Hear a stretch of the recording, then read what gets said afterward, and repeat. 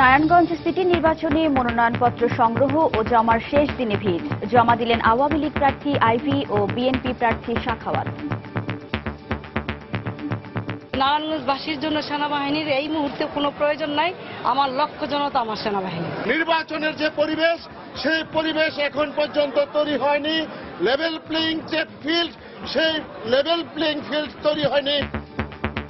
সব প্রার্থীর জন্য লেভেল প্লেইং ফিল্ড নিশ্চিত করার আবারও আশ্বাস নির্বাচন কমিশনের। আমি রিটার্নিং অফিসার হিসেবে নিশ্চয়তা দিচ্ছি, এখানে অবশ্যই আমরা সুষ্ঠু, অবাধ এবং শান্তিপূর্ণ নির্বাচন অনুষ্ঠান করব। আচরণ বিধিমালাটা মানলে এই ফিল্ড অসমতল হওয়ার কোনো কারণ নাই। দেখছিলেন প্রধান শিরোনাম। সন্ধ্যার সময়ের সঙ্গে আছি আমি ওয়াহিদা স্বপ্না এবং আমি সঞ্জনা চৌধুরী। এবার অন্যান্য শীর্ষ সংবাদ। বেগম জিয়ার বিরুদ্ধে নাইকো দুর্নীতি মামলা বাতিল চেয়ে করা লিভ টু আপিল খারিজ, সর্বোচ্চ আদালতের আদেশ। উখিয়া ও টেকনাফ থেকে 177 জন রোহিঙ্গা সহ 8টি নৌকা ফেরত পাঠালো বিজিবি। স্থানীয় দালালদের সহায়তায় এখনও অনেকে আশ্রয় নিচ্ছে অবৈধ শরণার্থী ক্যাম্পে।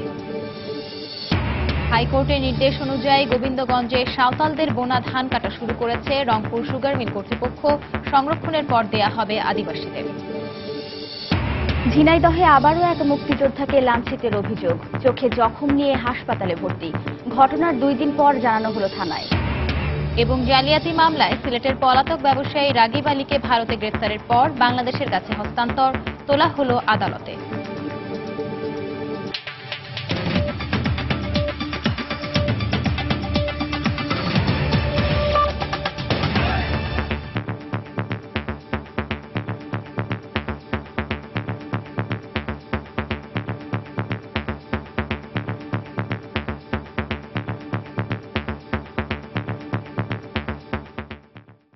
সেনাবাহিনী ছাড়াই নারায়ণগঞ্জে গত সিটি নির্বাচন সুষ্ঠু হয়েছে। এ কারণে এবারও নির্বাচনে সেনা মোতায়েনের প্রয়োজন নেই বলে মন্তব্য করেছেন আওয়ামী লীগ প্রার্থী সেলিনা হায়াত আইভি। সকালে মনোনয়নপত্র জমা দেওয়ার পর সাংবাদিকদের তিনি একথা বলেন। এর পরপরই মনোনয়নপত্র জমা দিয়ে বিএনপি প্রার্থী সাখাওয়াত হোসেন খান নির্বাচন সুষ্ঠু ও নিরপেক্ষ হওয়া নিয়ে শঙ্কা প্রকাশ করেন। এদিকে আজই মনোনয়ন সংগ্রহ ও জমা দেওয়ার শেষ দিন হওয়ায় রিটার্নিং অফিসারের কার্যালয়ে ছিল ভিড়। নারায়ণগঞ্জ সিটি কর্পোরেশন নির্বাচনে মনোনয়নপত্র জমা দেওয়ার শেষ দিনে বাড়তি চাপ সামাল দিতে নারায়ণগঞ্জ ক্লাব অডিটোরিয়ামে মনোনয়নপত্র জমা নেওয়ার ব্যবস্থা করে নির্বাচন কমিশন। বৃহস্পতিবার সকাল থেকেই উৎসব মুখর পরিবেশে মনোনয়নপত্র জমা দেন 27টি ওয়ার্ডের সম্ভাব্য সাধারণ ও সংরক্ষিত মহিলা কাউন্সিলর প্রার্থীরা। এ সময় এলাকার উন্নয়নে কাজ করার অঙ্গীকার ছিল তাদের কণ্ঠে। রাস্তাঘাট, কালভার্ট, মাদক মুক্ত, নেশা মুক্ত একটা সুন্দর সমাজ গড়ব। নির্বাচনের ডাক এসেছে, আমি অংশগ্রহণ করছি। আমি মানুষের জন্য কাজ করতে চাই। বেলা 11:30টার দিকে মনোনয়নপত্র জমা দিতে আসেন সদ্য বিদায়ী মেয়র ও আওয়ামী লীগ মনোনীত প্রার্থী সেলিনা হায়াত আইভি। এ সময় তার সঙ্গে ছিলেন জেলা আওয়ামী লীগ সভাপতি সহ দলের কয়েকজন নেতা। 22 ডিসেম্বর নির্বাচনে নৌকার জয়ের ব্যাপারে নারায়ণগঞ্জবাসীর সহায়তা চান তিনি। মানুষ যদি একাত্মবদ্ধ থাকে তাহলে মানুষই সেনাবাহিনীর ভূমিকা পালন করে, কারণ মানুষ তার অধিকারের জায়গায় সে অধিকারটা সে দিতে চায় এবং সে অধিকার থেকেই বলতে চাই যে নারায়ণগঞ্জবাসীর জন্য সেনাবাহিনীর এই মুহূর্তে কোনো প্রয়োজন নাই। আমার লক্ষ্য জনতা আমার সেনাবাহিনী। এর কিছুক্ষণ পরেই মনোনয়নপত্র জমা দেন বিএনপি মনোনীত প্রার্থী অ্যাডভোকেট সাখাওয়াত হোসেন। এ সময় সুষ্ঠু নির্বাচন নিয়ে নিজের শঙ্কার কথা জানিয়ে লেভেল প্লেইং ফিল্ড নিশ্চিতের দাবি জানান তিনি। গত নির্বাচনে সেনাবাহিনী নিয়োগের জন্য আবেদন করেছিলাম। আমি বলতে চাই, নারায়ণগঞ্জের 65% মানুষ এই বিএনপি তথা ধানের শীষের সমর্থক। যদি নিরপেক্ষভাবে ভোট দিতে পারে অবশ্যই এখানে বিএনপি জয়লাভ করবে ইনশাল্লাহ।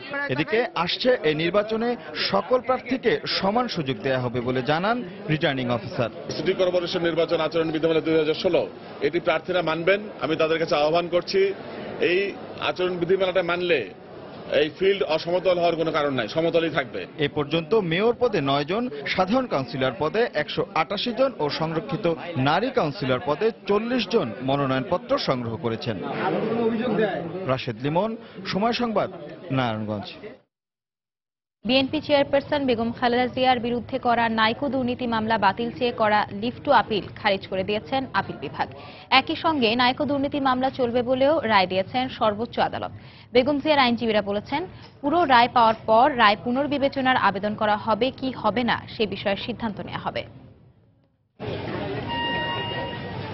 কানাডীয় কোম্পানি নাইকোর সঙ্গে অস্বচ্ছ চুক্তির কারণে রাষ্ট্রের 13,700 কোটি টাকা ক্ষতির অভিযোগে বিএনপি চেয়ারপারসন বেগম খালেদা জিয়া সহ 11 জনের বিরুদ্ধে এই মামলাটি করে দুদক। তৎকালীন সেনা সমর্থিত সরকারের আমলে দায়ের করা এই মামলার কার্যক্রম এতদিন হাইকোর্ট এবং সর্বোচ্চ আদালতের নির্দেশে স্থগিত ছিল। বেগম জিয়ার আইনজীবীরা শুরু থেকেই দাবি করে আসছেন, নাইকোর সঙ্গে চুক্তিতে একই ধরনের দুর্নীতির অভিযোগে শেখ হাসিনার বিরুদ্ধেও দুদকের করা আলাদা একটি মামলা হাইকোর্ট বাতিল করায় বেগম জিয়ার বিরুদ্ধে করা মামলাটিও বাতিলযোগ্য। কিন্তু বৃহস্পতিবার সর্বোচ্চ আদালত এই যুক্তিটি আমলে না নিয়ে বেগম জিয়ার লিভ টু আপিল খারিজ করে দেন। ফলে এই মামলা চলতে সব আইনি বাধা কেটে গেল। খালেদা জিয়ার লিভ টু আপিল খারিজ করে দিয়েছেন, হাইকোর্টের আদেশ বহাল আছে। কাজেই এই ব্যাপারে এখন নিম্ন আদালতের কার্যক্রম চলতে আর কোনো আইনগত বাধা নাই। নিম্ন আদালতে মামলাটি চার্জ গঠনের পর্যায়ে রয়েছে, ওটার চার্জ গঠন হবে কিনা ওটা শুনানি চলছে। আজকে যেহেতু রায় হয়ে গেল এবং হাইকোর্টের রায়টা বহাল থাকলো, কাজেই নিম্ন আদালতের মামলা চলতে আইনগত কোনো বাধা নেই। বেগম জিয়ার আইনজীবীর দাবি, এই আদেশে ন্যায় বিচার হয়নি। আদেশের কপি পেলে পুনর্বিবেচনার আবেদনের বিষয়ে সিদ্ধান্ত নেওয়া হবে। আমরা আশা করেছিলাম যে এই মামলায় আমরা জিতব, কারণ নাইকোকে গ্যাস ফিল দেওয়ার ব্যাপারে আজকে মাননীয় প্রধানমন্ত্রী শেখ হাসিনা উনি চুক্তি করেছিলেন। রিভিউ করবে কিনা আপিলের বিরুদ্ধে আলোচনা করে আমরা আলোচনা করে পরবর্তী সিদ্ধান্ত জানাবো। আগামী 9 ডিসেম্বর ঢাকার বিশেষ জজ আদালতে এ মামলার অভিযোগ গঠনের শুনানির দিন ধার্য রয়েছে।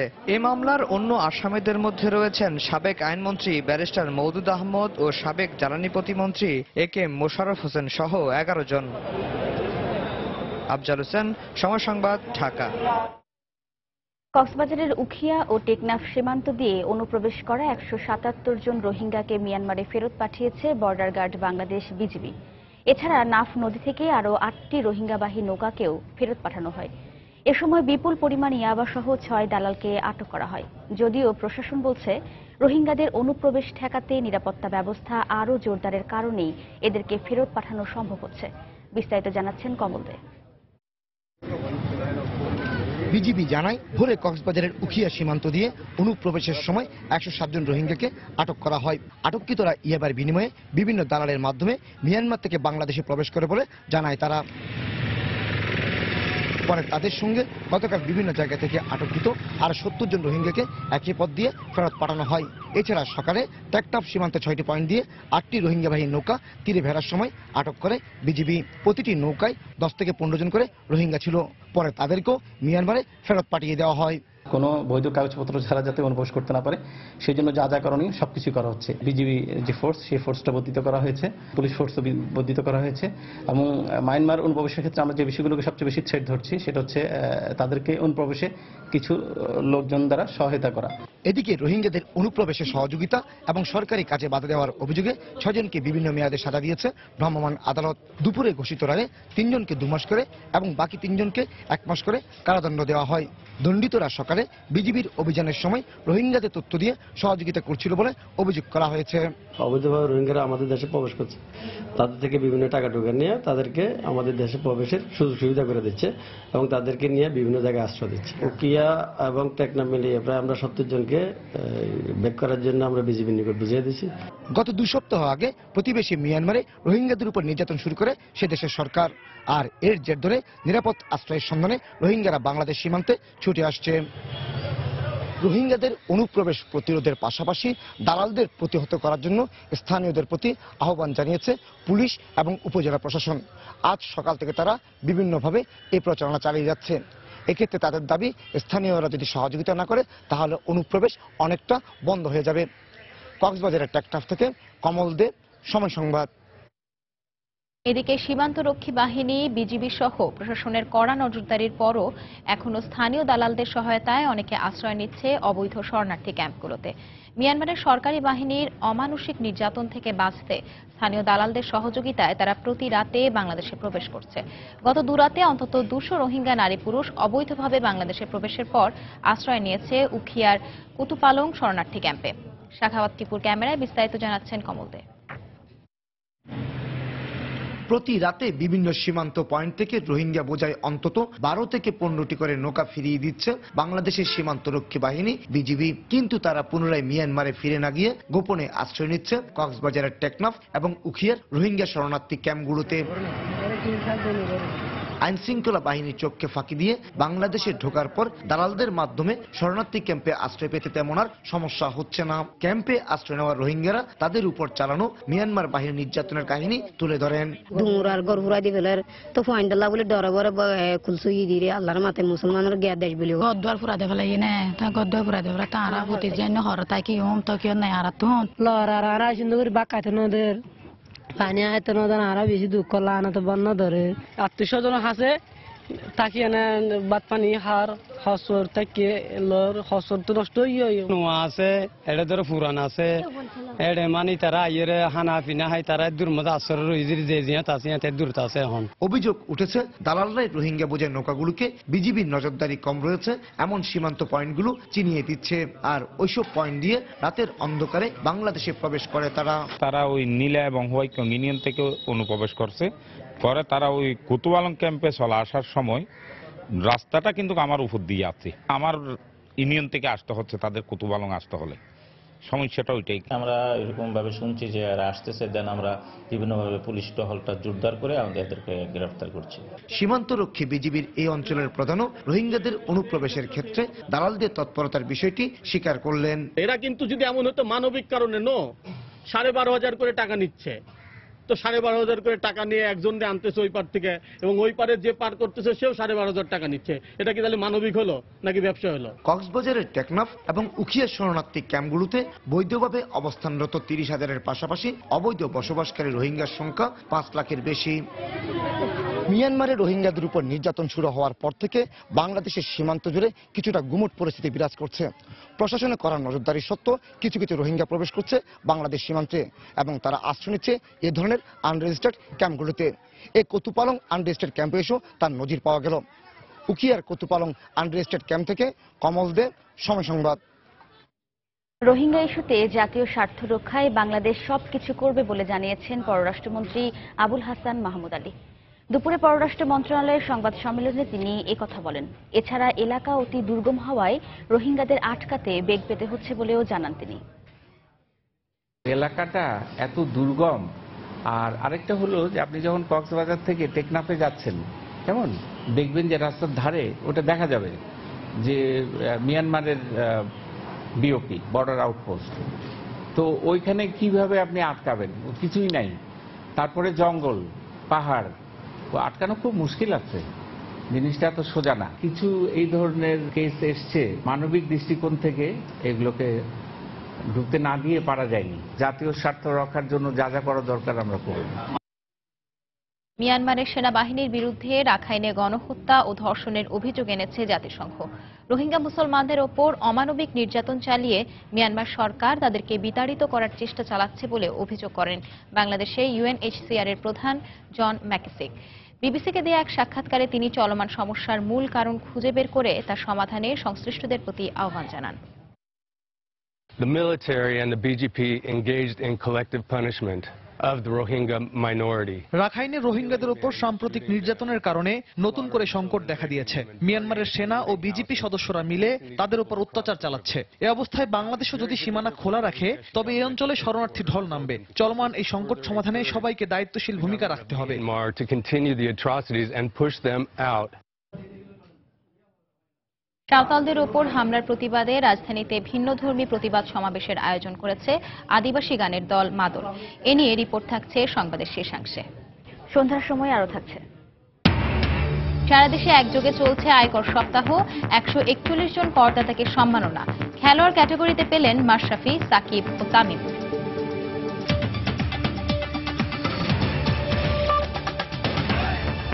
বিশেষ বিধান যুক্ত করে আগের মতো মেয়েদের বিয়ের বয়স ন্যূনতম 18 বছর রেখেই বাল্যবিবাহ নিরোধ আইন 2016 এর খসড়ার চূড়ান্ত অনুমোদন দিয়েছে মন্ত্রিসভা।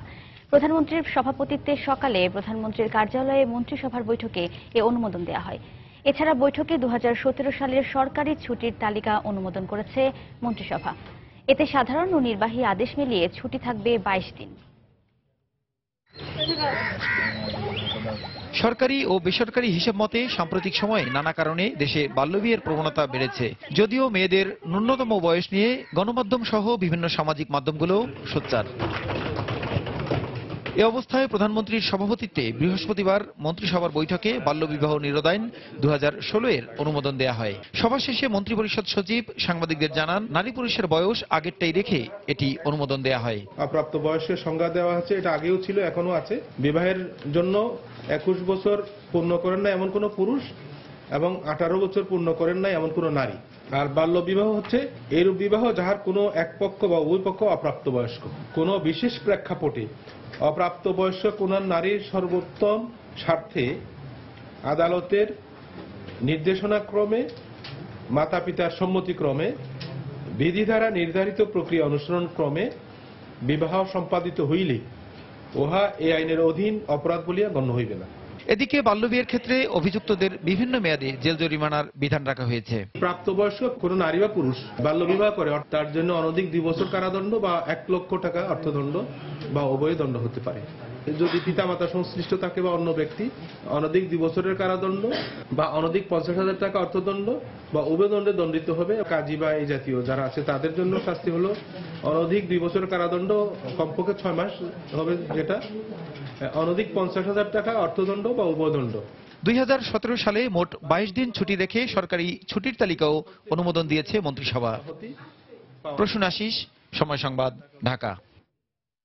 উচ্চ আদালতের নির্দেশ অনুযায়ী গাইবান্ধার গোবিন্দগঞ্জে সাঁওতালদের বোনা ধান কাটা শুরু করেছে রংপুর সুগার মিল কর্তৃপক্ষ। প্রশাসন বলছে, বারবার সাঁওতালদের ধান কাটতে আহ্বান জানালেও কোনো সাড়া দেয়নি তারা। যদিও সাঁওতালরা বলছে, কাঁটাতারের বেড়া দেয়া জমি থেকে ধান কাটবেন না তারা। এক্ষেত্রে তাদের বিরুদ্ধে দায়ের করা মামলা প্রত্যাহারের দাবি জানায় সাঁওতালরা। হেদায়েতুল ইসলাম বাবুর রিপোর্ট।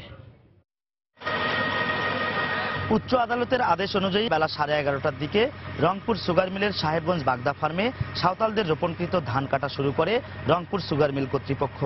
এ সময় উপজেলা নির্বাহী কর্মকর্তা, 2 জন নির্বাহী ম্যাজিস্ট্রেট, গোবিন্দগঞ্জ থানার ভারপ্রাপ্ত কর্মকর্তা সহ সরকারের উচ্চ পর্যায়ের কর্মকর্তারা উপস্থিত ছিলেন। মিল কর্তৃপক্ষ জানায়, একাধিকবার সাঁওতালদের ধান কাটার জন্য অনুরোধ করা হলেও তাদের রাজি করানো সম্ভব হয়নি। তাদেরকে আমন্ত্রণ জানাচ্ছি ধান কাটার জন্য, তারা বিভিন্ন শর্ত দিচ্ছে, বিদায় তাদের পক্ষে ধান কাটাটা এই মুহূর্তে সম্ভব হচ্ছে না। আমাদের সীমাবদ্ধতা আছে, সময় এখানে বাইন্ডিংস আছে এবং কৃষি বিভাগ কর্তৃক এটা সরজমিনে জরিপ করে ওরা ধানটা 30 একর ধান এই মুহূর্তে কাটার বলে তারা রিপোর্ট দিয়েছে। মিল ব্যবস্থাপনা এটা কেটে তাদেরকে বুঝিয়ে দেওয়ার ব্যবস্থা নেবে। সাঁওতালদের দাবি, রংপুর সুগার মিলের সাহেবগঞ্জ বাগদা ফার্মের চারপাশে কাঁটাতারের বেষ্টনী এবং তাদের নামে দায়েরকৃত মামলা প্রত্যাহার না করায় তারা ধান কাটতে রাজি হয়নি। হাইকোর্ট থেকে রায় দিয়েছে, যারা রোপণ করছে তারাই কাটবে। তারপরে শোনা গেল কি মিল কর্তৃপক্ষ ধান কেটে দিবে। ওনারা কেন ধান কেটে দিতে চায়? আমাদের দাবি হলো আমাদের মিথ্যা মামলাগুলো প্রত্যাহার করা হোক, আর এই যে আমাদের আবাদের চারপাশে ঘিরা দেওয়া হয়েছে, ঘিরাগুলো সরানো হোক। মামলা থাকতে পারে, কিন্তু সাঁওতাল জনগোষ্ঠীর কোনো লোককে তো 6 তারিখের পর অ্যারেস্ট করা হয়নি এবং তাদেরকে সেভাবে আশ্বস্ত করা হয়েছে। আর প্রত্যাহারের বিষয়টি হলো রাষ্ট্র শেষ পর্যায়ে হয়তো সিদ্ধান্ত নেবে। সাঁওতালদের পক্ষ থেকে রংপুর সুগার মিলের সাহেবগঞ্জ বাগদা ফার্মে তাদের রোপণকৃত 145 একর জমির ধান কাটার আদেশ চেয়ে উচ্চ আদালতে রিটের প্রেক্ষিতে আদালত সাঁওতালদের ধান কেটে নেয়ার নির্দেশ দেন। নির্দেশে বলা হয়, সাঁওতালরা তাদের নিজেদের ধান কেটে নেবে অথবা মিল কর্তৃপক্ষ ও প্রশাসন ধান কেটে তাদের বুঝিয়ে দেবে। হেদায়েতুল ইসলাম বাবু, সময় সংবাদ, গোবিন্দগঞ্জ, গাইবান্ধা। সন্ধ্যার সময় আরো থাকছে। নাটোরে কবিরাজি চিকিৎসার নামে 2 ছাত্রীকে ধর্ষণের পর আপত্তিকর ছবি ইন্টারনেটে ছেড়ে দেওয়ার অভিযোগ। অভিযুক্তের বাড়ি ভাঙচুর, 2টি মামলা।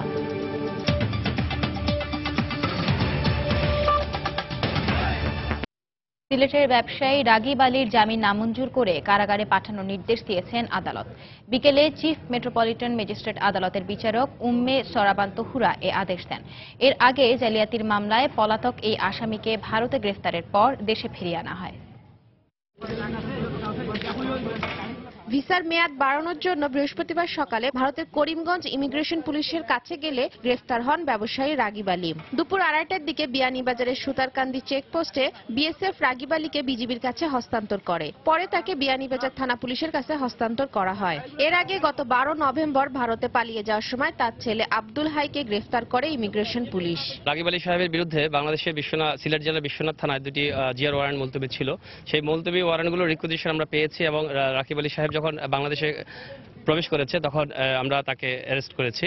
সে আমাদের হেফাজতে আছে। শুনেছি না ভিসার মেয়াদ শেষ হয়ে গেছে, সেজন্য ইন্ডিয়ান পুলিশ তাকে আমাদের কাছে পাঠিয়ে দিয়েছে। হস্তান্তরের পর রাগিব আলীকে আদালতে নেওয়া হলে তাকে কারাগারে পাঠানোর নির্দেশ দেন আদালত। আসামি রাগিব আলীর জন্য জামিনের প্রার্থনা করেন। দুইটি মামলায় রাগিব আলীর প্রার্থনা করেন। আদালত সকল কিছু বিবেচনা করে তার জামিন আবেদন নামঞ্জুর করে কারাগারে পাঠিয়েছেন। রাগিব আলীর বিরুদ্ধে তারাপুর চা বাগানের দেবত্ব সম্পত্তিতে অবৈধ স্থাপনা নির্মাণ ও ভূমি আত্মসাতের দুটি মামলা করা হয়। মামলা দুটির অভিযোগপত্র দাখিলের পর আদালত গ্রেফতারি পরোয়ানা জারি করলে গত 10 আগস্ট সপরিবারে রাগিব আলী ভারতে পালিয়ে যান। সময় সংবাদ, সিলেট। ঝিনাইদহে তুচ্ছ ঘটনাকে কেন্দ্র করে মুক্তিযোদ্ধা অসিত কুমার ও তার ছেলেকে পিটিয়ে আহত করার অভিযোগ উঠেছে। গতকাল বিকেলে কালীগঞ্জের বেথুলি গ্রামে এ ঘটনা ঘটে। এর আগে গত 18 অক্টোবর টেন্ডারকে কেন্দ্র করে শৈলকুপার মুক্তিযোদ্ধা মুক্তার হোসেন ও তার ছেলেকে পিটিয়ে হাত পা ভেঙে দেয় স্থানীয় কিছু বখাটে। অসিত কুমার জানান, মন্দিরের মাঠে ধান রাখায় ক্ষিপ্ত হয়ে একই গ্রামের দীপঙ্কর ও রাজা গতকাল বিকেলে ঘরে ঢুকে তার ছেলেকে মারধর করে। এ সময় তাদের বাধা দিতে গেলে মুক্তিযোদ্ধা অসিত কুমারকেও পিটিয়ে আহত করা হয় বলে জানিয়েছেন স্বজনরা। রাতে আহত অবস্থায় তাদের উদ্ধার করে কালীগঞ্জ উপজেলা স্বাস্থ্য কমপ্লেক্সে ভর্তি করা হয়। তবে মারধরের ঘটনায় এখন পর্যন্ত কোনো মামলা করেননি ভুক্তভোগীরা। এই ঘটনায় বিচার দাবি করেছেন জেলার মুক্তিযোদ্ধারা। নাটোরে কবিরাজি চিকিৎসার নামে 2 স্কুল শিক্ষার্থীকে ধর্ষণের পর ইন্টারনেটে আপত্তিকর ছবি ছেড়ে দেওয়ার অভিযোগ উঠেছে। এই ঘটনায় অভিযুক্ত আকিল সরকার সহ 3 জনকে আসামি করে 2টি মামলা দায়ের করেছেন নির্যাতিতাদের পরিবার। এলাকাবাসী জানান, আকিল সরকার সম্প্রতি পাকিস্তান থেকে দেশে ফিরে নিজেকে কবিরাজ দাবি করে চিকিৎসা শুরু করে। তার 2 দালাল রঞ্জু ও তাসলিমার মাধ্যমে বিভিন্ন স্থান থেকে রোগীদের তার বাড়িতে আনা হতো। নির্যাতিতাদের স্বজনদের অভিযোগ, চিকিৎসার জন্য আকিল সরকারের কাছে গেলে তাদের জোর করে ধর্ষণ করে সে। এরপর প্রায়ই নির্যাতিতাদের ভয় দেখিয়ে হুমকি দিত অভিযুক্ত আকিল। এক পর্যায়ে সে আপত্তিকর ভিডিও ফুটেজ ইন্টারনেটে ছেড়ে দেয়। এরই জেরে ক্ষুব্ধ হয়ে কবিরাজের বাড়িতে ভাঙচুর চালায় স্থানীয়রা। এ ঘটনার পর থেকে পলাতক রয়েছে আকিল ও তার 2 সহযোগী। এ ঘটনার সুষ্ঠু বিচার দাবি করেছেন স্বজন ও এলাকাবাসী। টাকা পয়সা নেই, গরিব মানুষ, তাই ওই বাড়িতে ধরেন যে চিকিৎসার লেগে গেছিলি। আর এমন মিষ্টিটা খাওয়াইছে, কয় যে মা খাওয়ার পর আমার কোনো জ্ঞান থাকেনি, আমার কি করেছে না করেছে আমি কিছু বলতে পারি না। আকিল কবিরাজ নামের নিজেকে কবিরাজ দাবি করে এলাকায় বিভিন্ন মানুষের সাথে খারাপ আচরণ করেছে। এলাকাবাসী তার দৃষ্টান্তমূলক শাস্তি চায়। আমি লোকমুখে শুনেছি এটা মোবাইলে নাকি প্রচার করেছে, যার পরেই লোকজন জানতে পেরেছে এবং আমিও জানতে পেরেছি। আমি জানার পরেই তাৎক্ষণিক একাধিক পুলিশ টিম আমি এলাকায় পাঠাইছি যে অপরাধী তাকে গ্রেপ্তার করার জন্য। সে অভিযান চলছে। প্রথমবারের মতো খেলোয়াড় হিসেবে ট্যাক্স কার্ড ও সেরা করদাতা সম্মাননা পেলেন জাতীয় দলের ক্রিকেটার মাশরাফি বিন মুর্তজা, সাকিব আল হাসান ও তামিম ইকবাল। রাজধানীর আগারগাঁওয়ে নির্মাণাধীন রাজস্ব ভবনে আয়কর সপ্তাহের উদ্বোধনী অনুষ্ঠানে 32টি ক্যাটাগরিতে 141 জনকে সেরা করদাতার সম্মাননা ও ট্যাক্স কার্ড প্রদান করেছে জাতীয় রাজস্ব বোর্ড।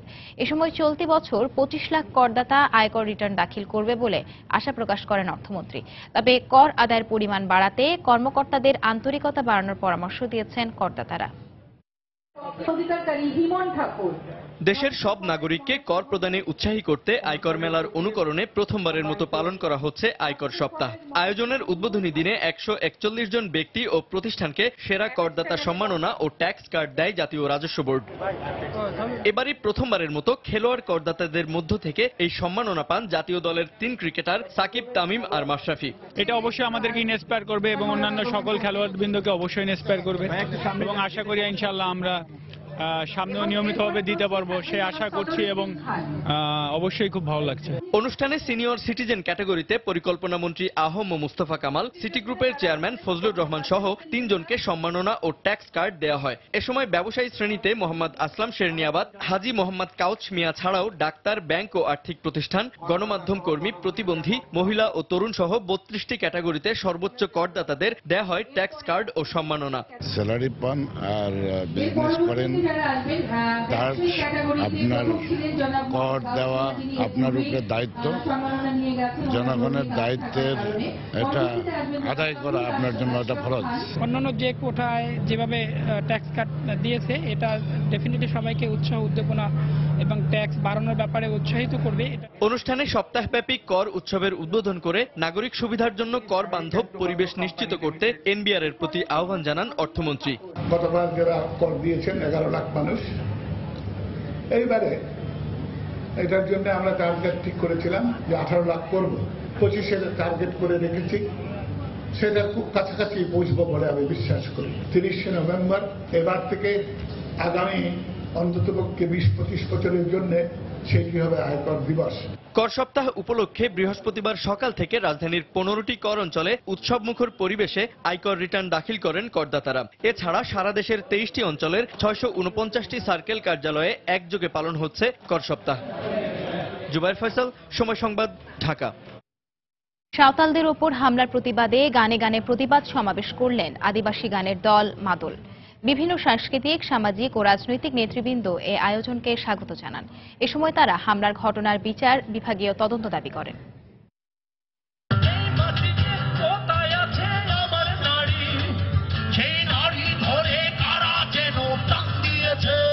গানের এই সুর প্রতিবাদের, নিজ অস্তিত্ব রক্ষার, মৌলিক অধিকার আর নিরাপত্তা নিশ্চিতের।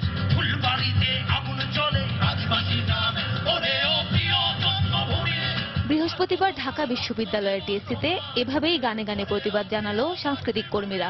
দিনের পর দিন এ ধরনের হামলার দৃষ্টান্তমূলক শাস্তি না হয় এ ধরনের ঘটনার পুনরাবৃত্তি হচ্ছে বলে অভিযোগ করেন সমাবেশে আসা আদিবাসীরা। দৃষ্টান্তমূলক শাস্তি হওয়ার না হওয়ার কারণে হচ্ছে এই ঘটনাগুলো বারবার করার জন্য তারা সাহস পাচ্ছে। আদিবাসী এবং সংখ্যালঘু, ধর্মীয় সংখ্যালঘু তারা কেন কমে যাচ্ছে, কারণটা কি? এটা যাতে রাষ্ট্র যাতে খুঁজে বের করে। রাজপথেই হচ্ছে প্রতিবাদ জানানো যায় না, গানের মধ্য দিয়ে আমরা আমাদের এই প্রতিবাদ জানাচ্ছি। সমাবেশে বিচার বিভাগীয় তদন্তের দাবি করেন বিশিষ্টজনরা। প্রতিবাদের সময় শেষ, এখন প্রতিহত করতে হবে। অনেক হয়েছে এবং সেই প্রথম সারির যোদ্ধারা হলেন কণ্ঠশিল্পী, গানের লোকরা। অবিলম্বে বিচার বিভাগীয় তদন্ত সেইখানে করতে হবে। 2 নম্বর, নিহত এবং আহত তাদের পরিবার পরিজনকে পর্যাপ্ত ক্ষতিপূরণ দিতে হবে। অসাম্প্রদায়িক এ দেশে এ ধরনের হামলা মুক্তিযুদ্ধের চেতনাকে হুমকির মুখে ফেলে দিচ্ছে বলে মনে করেন তারা। তাদিয়া আফরিন, সময় সংবাদ, ঢাকা।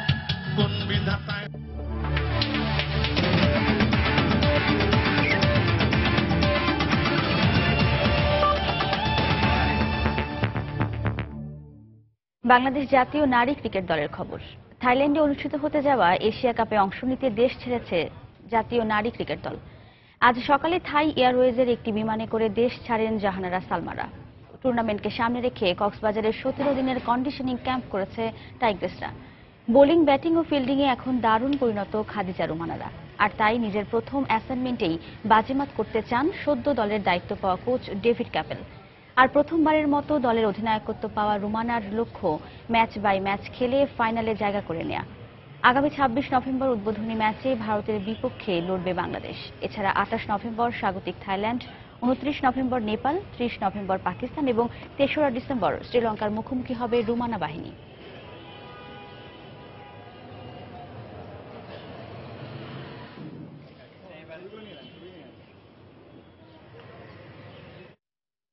সন্ধ্যার সময়ে এ পর্যায়ে শীর্ষ সংবাদ জানিয়ে দিচ্ছি আরো একবার। নারায়ণগঞ্জ সিটি নির্বাচনে মনোনয়নপত্র সংগ্রহ ও জমার শেষ দিনে ভিড়। জমা দিলেন আওয়ামী লীগ প্রার্থী আইভী এবং বিএনপি প্রার্থী সাখাওয়াত। বেগম জিয়ার বিরুদ্ধে নাইকো দুর্নীতি মামলা বাতিল চেয়ে করা লিভ টু আপিল খারিজ, সর্বোচ্চ আদালতের আদেশ। উখিয়া ও টেকনাফ থেকে 177 জন রোহিঙ্গা সহ 8টি নৌকা ফেরত পাঠালো বিজিবি। জাতীয় স্বার্থ রক্ষায় বাংলাদেশ সবকিছু করবে, জানালেন পররাষ্ট্রমন্ত্রী। হাইকোর্টের নির্দেশ অনুযায়ী গোবিন্দগঞ্জে সাঁওতালদের বোনা ধান কাটল রংপুর সুগার মিল কর্তৃপক্ষ, ন্যায্য পাওনা বুঝিয়ে দিল আদিবাসীদের। এবং জালিয়াতি মামলায় সিলেটের পলাতক ব্যবসায়ী রাগিব আলীকে ভারতে গ্রেফতারের পর বাংলাদেশের কাছে হস্তান্তর, জামিন নামঞ্জুর করে কারাগারে প্রেরণ। এই ছিল সন্ধ্যার সময়। যে কোনো খবর পেতে ভিজিট করুন সময়নিউজ.টিভি আর সঙ্গেই থাকুন সময়।